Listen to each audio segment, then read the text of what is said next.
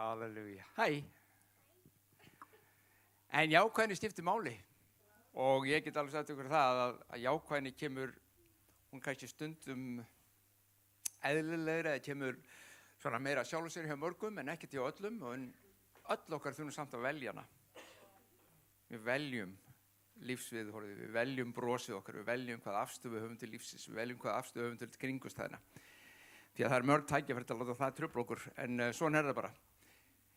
Ég ætla að byrja að segja ykkur litla sögu sem ég var minntur á, sögu sem ég heyrði Árný segja á Lindinni fyrir mörgum árum síðan held ég hafi verið bara. Þegar Siggi og Guðrún í hverfinu, nýju kirkjunni, voru beðin, eða kirkjan öll reyndar var beðin að bjóða fólki inn úr hverfinu í kynna þau fyrir kirkjunni og kynna þau fyrir sjálfu sér og reyna að mingast við þau og ávinna þau fyrir Krist og fyrir kirkjunni og safnaðarstarfið.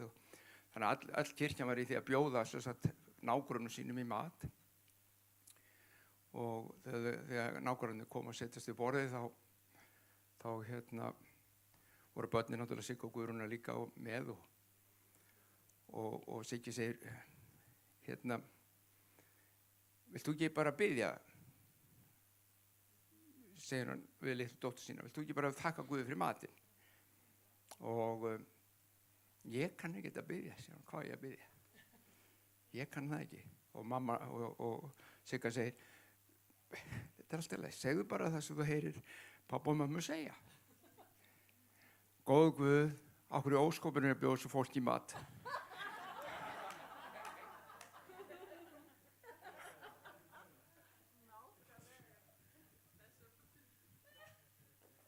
Má ekki segja svona brandara hérna í kirkjunni? Jó. Þetta er góð saga. Við lærum af þessu vegna þess að þetta er í sjálfu sér algjörlega eðlilegur hlutur að kirkjan bjóði nágrönnum í mat. En vonandi biður hún samt ekki svona þegar þau koma. En það sem ég langar til að tala núna í smástund er kannski, þið sem þekkið mig, þið vitið og heyrið í mér stundum. Ég þreytist aldrei á að tala það sem að minna okkur á hver við erum og hvað við eigum og hvað Kristur hefur gert og hans fullkomna verk. Mér langar núna að tala það en aðeins frá öðrum vinkli, svolítið út frá því líka núna hvað ég trúi því að Guð sé að fara að gera. Þið með á því? Nú ætla ég að fá mér vatn. Það er rosa gott að fá vatn. Pælið í hvað Guð bjó til, þegar bjó til vatn. Vatn. Glært. Þú veist. En lífið sjálft.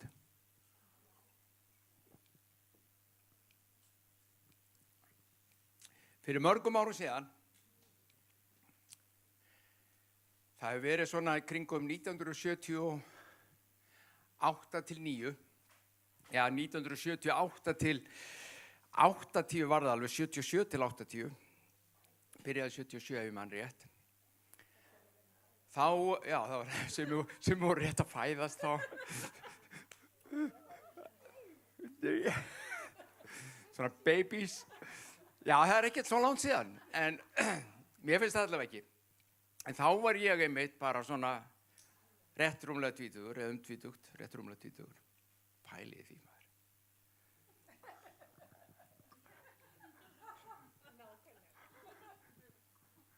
Mér finnst ég reyndar ekkert vera neitt eldri inni með núna, vonandi þroskaðri. Vá, hvað maður gerir mikla vitleysu, minnstu gáð oft. Bjuss, gleymum því. Guð er búinn að fyrirgefa það og við lærum af því. En við vorum með samkomur í Grensás kirkju. Og þetta voru samkomur sem að sér Halldór, prestur þá í Grensás kirkju, hélt. Hann frelsaðist þegar maður 50 og fór í guðfræði. Lærði guðfræði, hann var fylltur heilögum anda og margir innan þjóðkirkjunnar kölluðu hann hvítasunnuprestinn, eins og það var í Skammarauði. Og hann hélt samkomur á fimmtudögum sem á ungt fólk með hlutverk sem þá var hjálpaði honum með og við vorum svona ungt fólk og höfðum hlutverk og þá var allt sem þið heyri núna á sviðinu rétt að byrja. Ég meina, ég að segja ykkur þá var það bara rétt að byrja að þora að koma með rafmagnshljóðfæri á kristilega samkomur. Við byrjum bara með kassagítara, sjáðu. Þá eru enga trommur. Þetta frá þér. Þetta eru komið trommur á samkomur eða kirkju, aldrei. Tambúrin eru mestarlagi. En þá var það rétt að byrja. Og bara svona til að fyrir þau okkar sem þekkið ekki söguna rifja og fyrir þau okkar sem þekkið söguna rifja upp, að þá man ég eftir því að það frelsuðust ung hjón, komist til trúar á Krist, Hjalti Gunnlaugsson og Helga Bolladóttir konan hans þá heitinn, og hann kunni á gítar. Við leittum með hann ekki til trúar af því hann kunni á gítar. Það kom bara að ljósa að hann kunni á gítar. Og hann kunni ekki bara á gítar, hann kunni bara alveg frábærlega á gítar. Þannig að hann var komin upp á pall í Grensáskirkju til að spila og við lömuðumst bara. Hvaða snillingur komin? Við vorum bara, vissum ekki hvað við að gera. Vá, takk Jesús. Þetta var stórkostlegt og þetta var stórkostlegt. Og hann ennþá aðgallinn, sko. Hann ennþá góðu vinur minn. Elskar hann mikið. Þetta var bara rétt að byrja. En það sem var aðalmálið á þessum kvöldum, 15. kvöldum. Og á þessum 3 árum, ég meina það var alltaf kjaft fullt. Fyrsta lagi, alltaf. Hvert einasta kvöld út úr dyrum. Við vildum trúa því að það var út af því sem Guð var að gera, sem vildum meina að það var út af veitingunum sem var eftir á. En hvort sem var, að þá voru þau á staðnum. Því að það voru hlaðborð, það er bara svo fermingavislur. Allar konur og kallar sem kunna baka líka, þeir kom bara alltaf með eitthvað á kvöldin. Það var alltaf hlaðborð af mat og drykk. Rosalega gaman. Nú jæja, en það sem var aðalmálið, að við öll undir handleiðslu séra Halldórs, við kepptum bara einu markmiði og það var að uppfylla Kristniboðsskipun Krists. Og ég les hann á eftir. Við ætlum að leiða fólk til trúar, við ætlum að biðja fyrir sjúkum, við ætlum að reka út í landa, við ætlum bara að gera allan pakkan. Við kunnum það ekkert. Við höfum aldrei gert það. En það var eitthvað sem við trúðum við ættum að gera. Svo við buðum fólki fram til fyrirbæna, það að koma og standa svona í röð og hristast og detti í gólfi, allt það var ekki til. Það var ekki til sem ég svoleiðis þá. Þá komu menn bara upp að grátunum í kirkjunni, krupu þar niður og það var lagðir yfir hendur og þau læknuðust. Ég get sagt ykkur ótrúlegustu lækningasögur. Ég ætla bara að nefna eina því hún kemur bara í huganum mér núna. Eitt kvöldið, hafið heyrt eitthvað í Biblíunni sem talar að eina náðugjöfunum sé þekkingarorð. Vitið hvað það er? Þekkingarorð er það kallað ef að Guð gefur þér eða mér eða hverjum sem einhverja innsýn inn í kringumstæður, inn í líf fólks einhverja stöðu þeirra sem við höfum enga aðra möguleika á að vita. Það var enginn sem sagði okkur það, þau sagði okkur það ekki, við vissum það ekki, en Guð sýndi það bara, það kemur ljós að það passar. Ég segi ykkur frá fyrsta þekkingarorðinu sem ég fékk. Má ég segja ykkur það? Sæll. Ég stend á pallinum og það kemur til mín hugsun og það var alveg á mörkunni, ég vissi hvað þekkingarorð var, bara alveg á mörkunum. Og við höfum enga kennslu um þetta neitt og Guð tala bara til mín einhverju hluti að ég trúi því að það hafi verið Guð og ég sný mér að séra Halldór sem stýrði samkomuna og segir, mér finnst bara Guð leggja mér þetta á hjarta, má ég nefna þetta? Og hann segir, já bara, endilega. Og þá hafði ég tvennt að ræða, því ég var að pissa í mig. Af hræðslu. Ég var algjörlega, ég get ekki sagt þetta sem ég ætla að fara að segja. Ef ég segi það og það er vitlaust, Ég get aldrei komið hér á samkomu aftur. Ég get aldrei komið hérna aftur á samkomu. Þú veist, ég verða allægi. Þetta getur ekki gengið upp. Ég get ekki tekið þennan séns. Það ekki vel eftir þess að sögu vegna þess að hluta því sem ég ætla að segja á eftir. Þetta leiðir alltaf ákveðnum hlut. Og ég bara segi, ég að berjast, ég búin að berjast þetta alveg frá því ég fekk orðið þangað til að þora að tala við Halldór. Og ég taka þetta skref. Þetta svo að fara út úr bátnum, sjáðu. Svo bara fara út á vatni og annarkor sekkur eða þú gengur. Og ég var alveg viðbúin að sökkva. Og hér kemur orðið. Svona var orðið. Loksins því ég þorði, nötrandi, 300 manns í salnum, rúmlega það. Ég man ekki hvað hann tók, 350 manns eða eitthvað. Og hérna orðið. Hérna hægra megin í salnum 18 ára stúlka sem lenti í bílslysi og hún handleggsbrotnaði og það greri vittu saman og það aldrei verið lagað, þannig að beini stendur svona út úr hérna og Guð ætlar að laga það. Eru þau hissa og ég væri pínlítið nervus. Fyrsta lagi var ég ekki búin að skíma salnum hvort það væri einhver 18 ára stúlkur eða það bil. Öðru lagi, hvað vissi ég hvort það höfðu lent í bílslysi og þriðja lagi, ég sá ekki handlegginn á þeim. Og í fjórða lagi, Guð ætlar að laga það.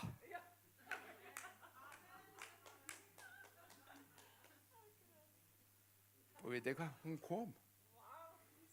Stígur upp eitthvað starf miðansalunum hérna og kemur fram, rúllar upp erminni á vinstri handlegg og hafði græfið vitlega saman. Og þar sem við stóðum hérna, þið getið rétt ímyndað þér, á þessu augnumbliki var trú mín bara á þokkalegum stað. Það bara á þokkalegum þarna, þegar allt þetta var búið að gera sér, vá, Guð, þú virkilega gerðir þetta. Svo hún lítur alltaf lækna, gerðu það drottinn lækna hana, ekki kalla hana fram bara til þess að láta hana koma fram, þú verður að gera eitthvað núna. Og þar sem við lögðum höndið yfir hana, ég og séra Halldór, þá fundum við beinið réttast. Hún lyftir upp handleggnum og salurinn sér að hún heil. Kraftaverk. Á þessum 3 árum sem að samkomuna voru haldnar á hverju vindi, þá frelsuðust yfir 300 manns. Og þá meina ég frelsuðust. Og þið getið ennþá séð og heyrt þetta fólk í mörgum af kirkjum landsins í dag. Þau festu rætur í Guðs ríkinu. Hvað var það? Jú, að sjálfsögðu predikunin að koma til Kristus það sem hann hefur gert. En kraftur Guðs samfærið þau og sýndi að hann er.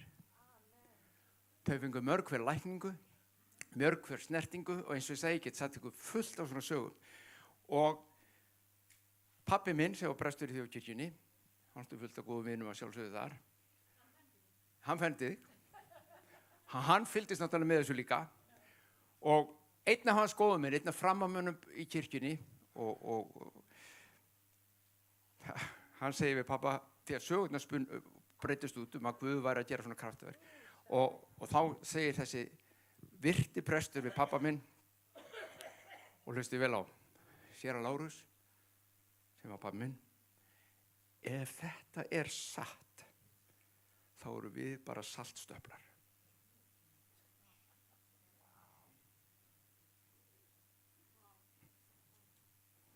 Ef þetta er satt, séra Lárus, hann var ekki búinn að sannprófa það sjálfur, hann hafði bara heyrt þetta. Ef þetta er satt, þá eru við, það myndi ekki bara þeir 2, heldur stofnunin sem slík, þá eru við bara saltstöflar. Gleymi aldrei þessari setningu. Og takið nú vel eftir. Þetta snýst ekki, þetta er ekki, ég elska kirkjuna, ég elska þjóðkirkjuna. Og þjóðkirkjuna vinna dásamlegt verk. Það snýst ekki það að þau séu óþörf. Þau eru að vinna fullt af hlutum. En kirkja Krists, sama hvaða nafni hún nefnist, skal og á að endurspegla líf og kraft Guðs á jörðinni. Hún á að gera það. Til þess var hún kölluð. Og Ég trúi því af öllu mínu hjarta að Guð, þetta sé næsta hreyfing og hræring hér á Íslandi. Hann ætlar að gera svona, hann ætlar að koma með þennan kraft sinn aftur. Hann ætlar að sýna, vegna þess að í dag hefur við pröfað það. Það er alveg rosalega erfitt, þú rökraðir engan inn í Guðsríkið. Það þýðir ekkert að segja fólki núna að Guð sé til og segja að Biblían sé rétt og hún sé Guðs orð. Þau hlusta ekki á þig.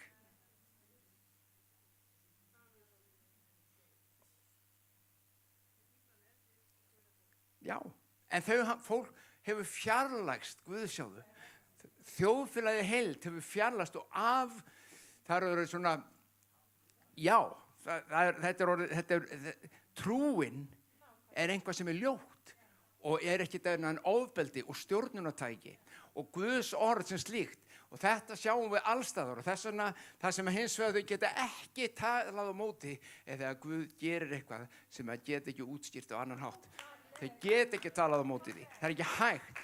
Og þess vegna trúi ég á innlegu hjarta og ég mun sýna ykkur orðin líka. Þetta er að Guð mun gera meira og meira af þessu að koma með þessa hluti inn í líf okkar og inn í líf landsins okkar sem er vakningu.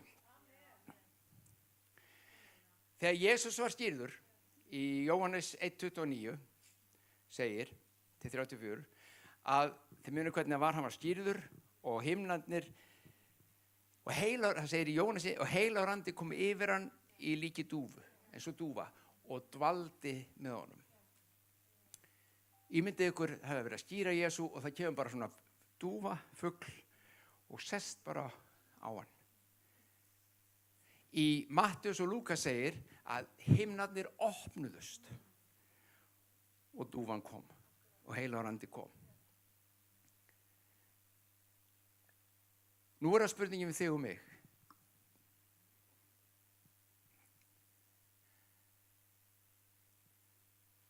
Okkar vandamál í öllum þessum hlutum er oftast þetta að við höfum erfitt með að trúa því að himinn sé opinn fyrir okkur.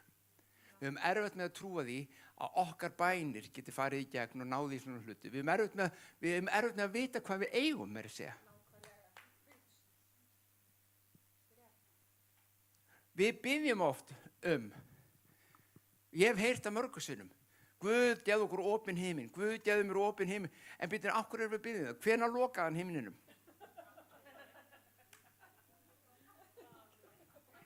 Það stendur hér, þegar Jesús skírður, þá rifnaði himinin opnið, hann opnaðist með krafti og tenging var það á milli hins andlega lífs og jarðneska. Og heilagur andi kom og hann var og fór aldrei neitt. Og þá er spurningin, hvenær lokaðist þessi himinn þannig að við þurfum ennþá að biðja, hann er opinn. Vitið, þetta er stundum eins og þetta. Nú ætlum ég að nota mjög lélega líkingu, en hún er samt góð til að skilja vegna þess að þetta snýst peninga. Ef þú segir, Guð, gef mér feitan bankareikning. Ég þarf svona 50 milljónir, gef mér það, Jesús. Svo ef það allt í henni hringti þig daginn eftir úr bankanum og þú bankareikningur í þínu nafni með 50 milljónum á. Wow, þú gleðin sem kemur yfir því, hann svaraði bænum þínum. En ef þú ert að biðja feitan bankareikning og þú veist ekki að þú átt hann nú þegar og hann kemur aldrei, af hverju? Vegna þess að Guð getur ekki svarað því sem hann er búinn að gera. Hann er búinn að gefa þér það sem þú þarft. Þú getur hætt að biðja það. Hins vegar, ef þú fattar að þú áttar reikning og byrjar að taka út á honum, þá kemur gleðin. Jesús sagði að Faðirinn þið megið biðja hvað sem í hans nafni og Faðirinn mun gefa ykkur til að gleðin verði fullkomin. Vitið það, við hvert bænasver sem þú færðu gleði. Ekki satt? Vandræðin eru bara hvað með allar þessar bænir sem þú búin að biðja mörg ár og hafa ekki komin eins svör við. Þú að byrja að byrja nú, á ég þetta kannski nú þegar? Er hann búinn að gefa mér þetta? Þá þarf þetta að byrja að taka bara út. Og gleðin með að geta tekið út er jafn mikil eins og að fá bænasvar.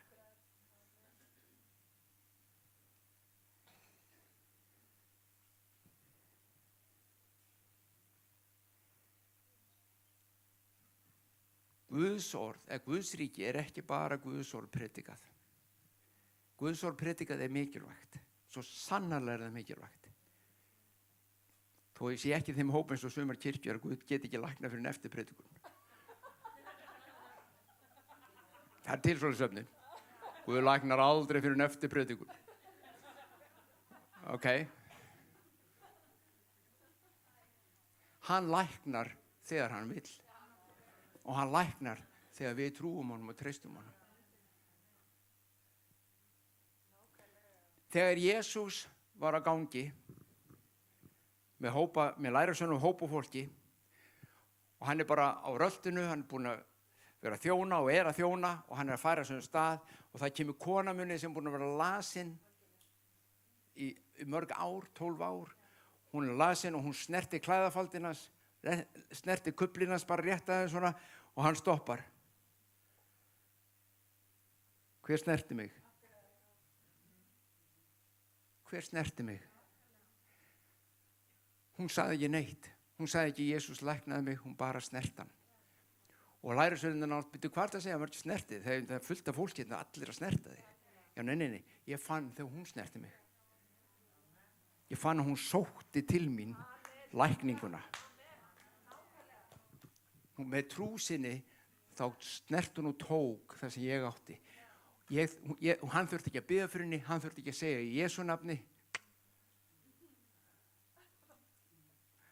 Það verið skrítið að þau sagt það. Hann þurfti ekki að gera neitt af því. Það bara kom. Pétur og Jakob, þeir voru leiðin í Mustereið daginn og það er lamaður maður. Og þeir koma að honum og hann er að betla. Og Pétur segir, silfur og gull á ég ekki. En það sem ég á, skal ég biðja fyrir í Jesú nafni og standi í gegnum svo djöflu og reisið upp. Nei. Hvað ætlaði hann að gera? Hann ætlaði bara að gefa hana það. Það sem ég á skal ég gefa þið bara. Í Jesú nafni, statt á fætur.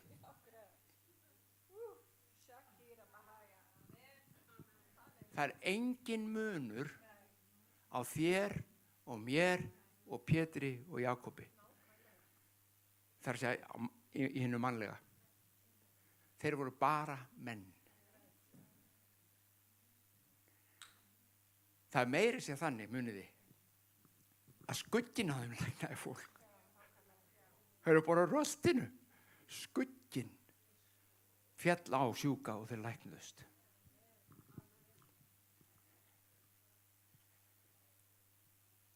Guð er þess megnugur að gera hluti langt umfram það sem þú og ég biðjum um. Við þurfum bara að átta okkur á því, elsku vinir, hvað við eigum. Ef við áttum okkur ekki á því, ef við höfnum þessu eða vitum ekki af því, vitið hvað við tökum í staðinn, þá reynum við að finna gleðin og kraftin og allt saman í einhverju öðru heldur en þessu. Það er rosalega gaman að koma á samkomur sem er falleg og mikil og kröftu tónlist. Við finnum gleði í því.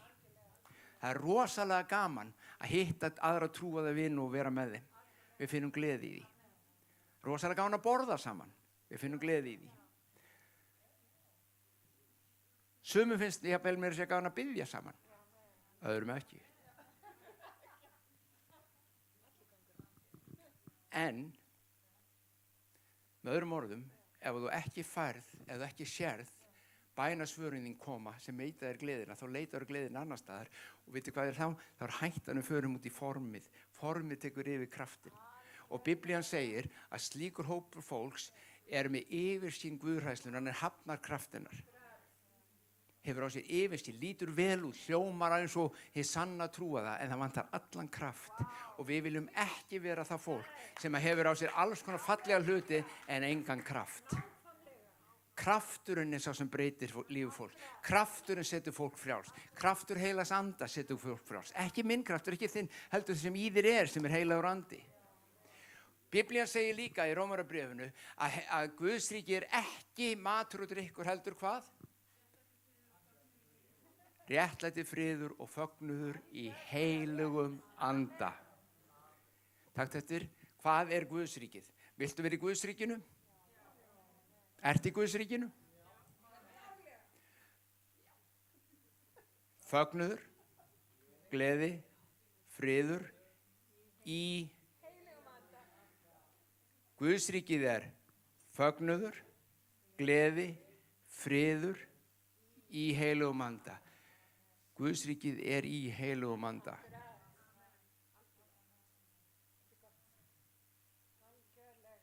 Í heilugum anda. Án hans er ekkert. Án hans við getum hoppað, dansað, sungið, glaðst yfir því sem við erum að gera. En við sjáum ekki kraft Guðs, því án hans er ekkert, krakkar, sem við getum gert. Ekkert. En ef við treystum honum, þá er allt hægt.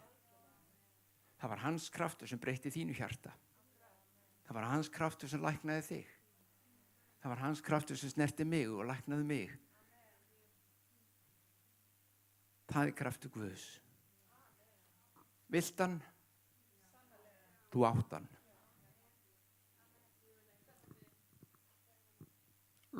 Takk vel eftir. Lokaður himinn fyrir flesta trúaða er á milli eyrnan á þeim.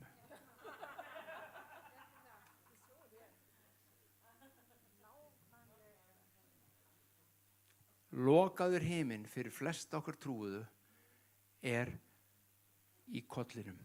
Eru hugsanir okkar að trufla okkur. Guð lokaði honum aldrei. Það sem gerist er þetta. Í kringumstæðum lífsins þá kemur ótti, áhyggjur, kvíði, eitthvað ströggl, eitthvað barátta sem segir þér, þú ert ekki nógu góð. Guð mun ekki og vill ekki lækna þig strax vegna þess að þú Guð getur ekki gert þetta. Ótti við einhverja, ótti við það að þú átt ekki skilið, ótti við það að þú ert ekki, eins og ég segi, nógu góð eða góður, eða þá bara það að þú ert ekki nógu öflugur og kröftugur, þú ert ekki nógu heilagur. Hver sem ástæðan er, þá myndast þessi ótti, þá myndast þessi kvíði, þá myndast þessi hindrun í kollunum á okkur, í hugsanarlífi okkar og hindrar og lokar að við getum meðtekið og lifað í kraftinum. Þetta er nákvæmlega þessi lélega dæmi peningana sem ég var að tala áðan. Þetta er nákvæmlega þessi hugsun sem segir, ég á engan tékkar reikning með svona miklum peningum. Ég bara á hann ekki til. Það er svona þar ég biðjum hann. Ég veit ekkert hvort ég fæ hann og ég innstinni trúi ég varla ég fá hann. Þetta er nákvæmlega þannig í Guðs ríkinu. Þú átt þennan aðgang, Guð er búinn að gefa hann er búinn að opna heiminn, gefa þér heilagan anda, hann dvelur í þér. Þetta er nú ein bær sem við biðjum oft. Guð, vertu með mér í dag. Og Guð segir, býtu, hvað á ég að svara þessu? Ég er búinn að segja þér, ég mun aldrei yfirgefa þig. Samt biðjum Guð að vera með okkur. Já, Guð, vertu með mér. Ég sagði þér það, Halldór, ég er alltaf með þér. Og það er ekki að biðja, bara tölum saman og löpum hérna. Og sjáu, það er þessi hugsun að við biðjum stöðulega mjög oft hluti sem við nú þegar eigum. Og skiljum svo ekkert í að okkur bænasvari kemur ekki.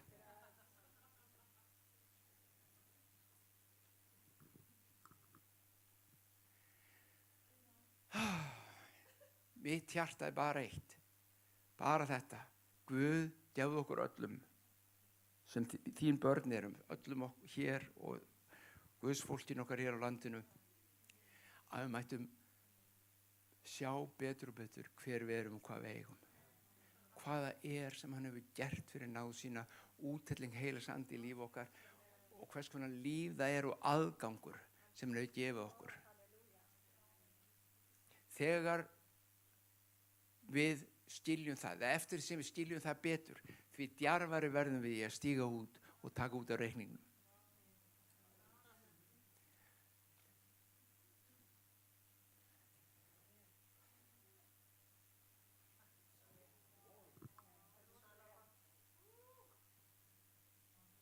Og vitið hvað? Við sungum áðan, syngjum aðeins hærra. Það var ekki til eins og hann sagði til þess að hafa hátt. Heldur því meira sem óvinurinn öskrar í eyra á þér að þetta gangi ekki upp, þá syngur þú bara hærra, halleluja, og yfirgnæfir hann. Það er það sem þessi söngur gengur út af. Það er bara þó að óvinurinn tali hærra og hafi hærra í þínu lífi til þess að villa fyrir því sem þú átt og villum fyrir þér, þá syngur þú bara hærra halleluja til að yfirgnafa hann og segja, hei, ég veit hver ég er. Sækja Páll þetta stórkosta, ég veit á hvern ég trúi. Og þar komum við að lyklinum í þessu öllu saman, elsku vinir. Okkar vandamál er oftast nær að við horfum of mikið á það sem við höfum ekki og það sem við erum ekki í staðinn fyrir að horfa á hann og það hvað hann er. Tökum sjónur okkur af okkar eigin lífi, tökum sjónur okkur af okkar eigin veikleika og lélegheitum með hvernig, vitið það, við fókusum allt og mikið það hvað okkur skortir. Hættum að hugsa það og hugsa það hver er hann sem allt hefur gefið og segir ég mun ekki halda eftir að neinu sem að ef ég gaf son minn fyrir ykkur muni þó ekki gefa ykkur allt annað með honum. Allt annað. Allt sem þú þarft og rúmlega það. Hann gefur ekki bara sem þú þarft, hann gefur það sem þú þarft og meira sem þú getur gefið öðrum.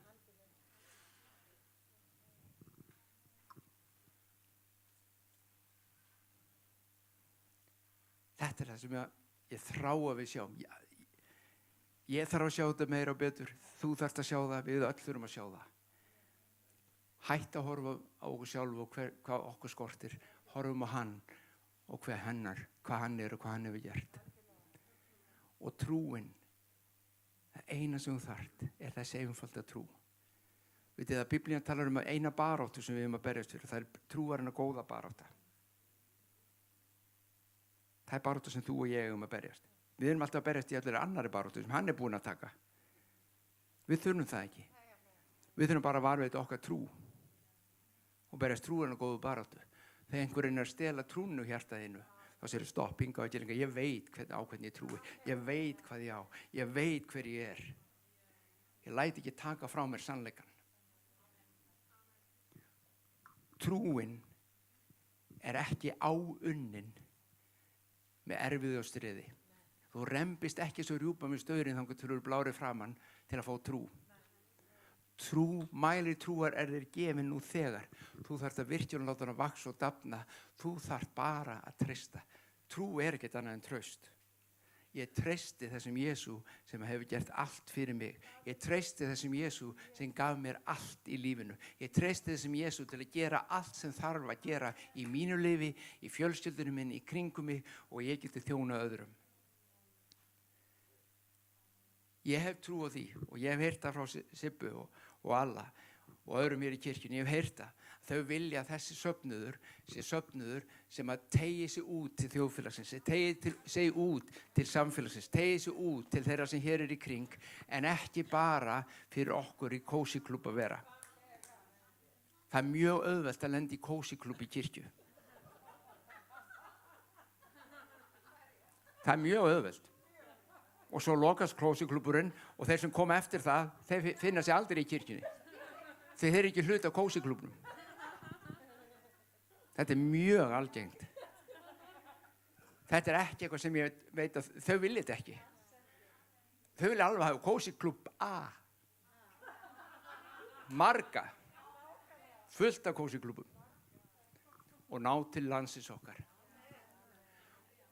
Mín samfæring er svo, og það er það sem ég vildi deila með okkur bara núna og nú ætla ég að hætta, er að til þess að ná til landsins okkar í dag, til þess að sjá,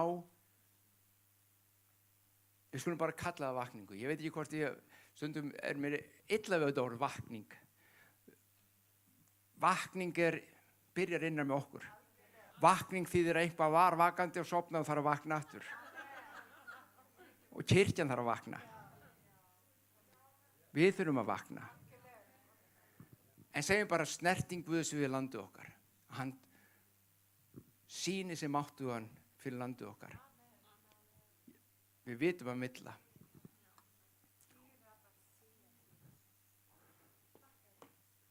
Og við lesum það núna að lokum.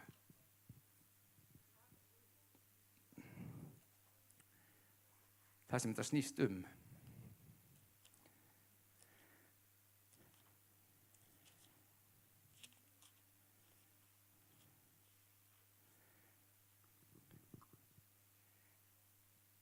Jesús gekk þá til þeirra, talaði við þá og sagði, allt vald mér gefið á himnu og jörðu, allt vald. Farið því og gjörið allar þjóðir að lærisveinum, þar á meðal Ísland. Farið því og gerið Íslandinga að lærisveinum mínum, skýrið þá í nafni Föður, Sonar og Heilagsanda og kennið þeim að halda allt það sem ég hef boðið yður. Sjá, ég með yður alla daga, allt til enda veraldar. Trúir þessu? Trúir þessu? Þetta köllun okkar? Þetta sem við eigum að gera?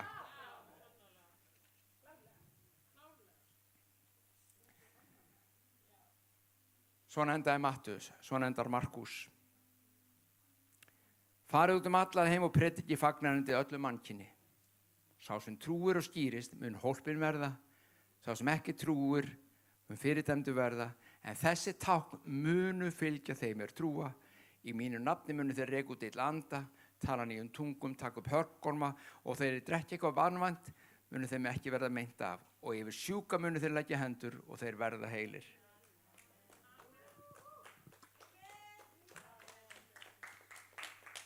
Breytir engu, elsku vinur. Hvers konar tónlist við notum? Já, það er kannski ekki rétt. Það getur skipt máli fyrir að hverju vilja koma og taka þátt í tónlistinni. En það sem ég er að meina, tónlistin ein og sér, samkomunar einar og sér, samfélagið eitt og sér, bara umgjörð verkefni sem okkur var falið. Og þetta var verkefnið. Hans verkefni og köllun hefur ekkert breyst. Hann hefur ekkert komið seinna, ég glemdi einu kafla. Eftir 2015 ár, þá breytist þetta. Nei, þetta bara sama verkefnið. Og þetta verkefnið sem við viljum vinna og vera trúföst í að vinna. Gera fólk að lærisveinum, gera þjóðin okkar að lærisveinum, reka út illa anda, leggja hendur við sjúka, lækna þá. En þetta ekki hægt nema við vitum hvað við eigum í heilögum anda. Því ef við vitum þetta ekki, þá munum við aldrei stíga út úr bátnum. Við myndum ekki þora því. Þess vegna verðum við að vita. Og ég hvet þig. Ég veit að sum ykkur akkurat á þessari göngu að þekkja hann betur, læra, kynnast hvað þið eigið. Ef ekki, leifðu þess að komast að þessum þorsta. Grafðu eftir þessu gulli sem þetta líf í Kristi er.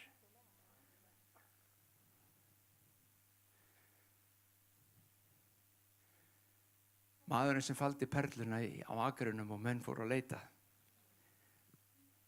Perlan Kristur sjálfur. Finna Krist og allt sem hann hefur gefið og allt sem hann er. Faðir minn, við þökkum fyrir það að við megum rifja upp þá köllun sem á líf okkar. Þakka fyrir að megum rifja upp hvað þú hefur sagt okkur sem kirkja þín, hvað við megum að gera og til hvers við erum kölluð, hvert verkefnið okkar er. Drottinn, ég bið að við megum ekki tínast í umgjörðinni. Missa sjónar af verkefninu vegna þess að umgjörðin er okkur svo mikilvæg. Hún er mikilvæg, Drottinn, en hún er gerð til þess að verkefni náðu fram að ganga. Drottinn, ég þakka fyrir það. Við biðjum opinberun þína núna yfir líf okkar, opinberaðu þinn vilja, þinn sannleika, þitt líf í hjörtum okkar. Auk þá opinberun að við megum ganga frá dýrð til dýrðar í samfélaginu við þig. Elsku Jesús. Takk, Jesús. Takk, Jesús. Takk, Jesús. Það er eitthvað sem er með hálssjúkdóma. Eitthvað í hálsinum. Hver er það? Hérna, 2, 3. Við byggjum að standa á fætur. Bara standa þessi þið eruð. Ég ætla að biðja þá sem eru nálægt þeim að leggja hendur yfir þau. Leggja hendur á þau.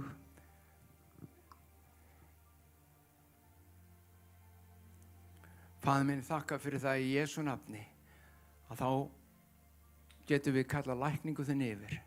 kraftur þinn og líf þitt okkur gefið til þess að sjá einmitt þína sjúku læknast. Og þakka fyrir það að þetta þín fullkomni vilji. Og í Jesú nafni og biðjum fyrir þessum bróður og þessum systrum í Jesú nafni með hálsinum þeirra að núna á þessari stundu þá streymir lækning þín í líkama þeirra, í háls þeirra og gjörðu þau heil. Vertu heill fyrir Jesú nafn. Meinið hverfur og orsök þess og afleiðing hverfur úr líkama þínum. Í Jesú nafni, heil fyrir Jesú nafn. Vertu heil fyrir Jesú nafn. Meinið burt, heil fyrir Jesú nafn. Heil í Jesú nafni. Halleluja. Takk Jesús minn, takk fyrir kærleika þinn, gæsku þína að þú gjörir heilt. Ég skal ekkert vera að flýta ykkur, þið þurfa ekkert að setja strax þó ég hætti að biðja.